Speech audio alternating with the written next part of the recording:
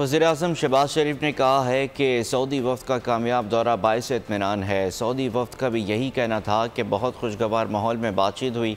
काबीना इजलास में गुफ्तगू में वज़ीर-ए-आज़म ने कहा कि सऊदी अरब से तिजारती ताल्लुकात में इजाफ़ा खुशाइंद है।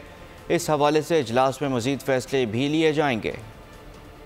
उन्होंने आप लोगों की जो तारीफ़ की और ख़ास तौर पर उन्होंने कहा, वज़ीर-ए-आज़म कल जब हमारा ये इंटरेक्शन हो रहा था तो आपके वज़रा वहाँ पर न सिर्फ मुकम्मल तौर पर मौजूद थे, वो हर कदम पर गाइड कर रहे थे, सुपरवाइज कर रहे थे। कहते ये हमारे लिए एक बहुत खुशगवार है। इस तरह का तजुर्बा हमने पहले कभी नहीं देखा। और उन्होंने कहा कि हम इंतहाई मुतमईन हैं, बहुत सेटिस्फाइड है और बड़ी खुशी के साथ हम वापस जा रहे हैं। और उसने कहा कि मैं जाके रिपोर्ट करूँगा कि हमने तो पाकिस्तान में एक नया दौर देखा है। और जिस तैयारी के साथ और जिस एतमाद के साथ आपकी टीम ने वहाँ पर प्रेजेंटेशन दी हैं, तो मैं आपको बहुत मुबारकबाद देता हूँ और दिल की गहराइयों से आप सबका शुक्रिया अदा करता हूँ।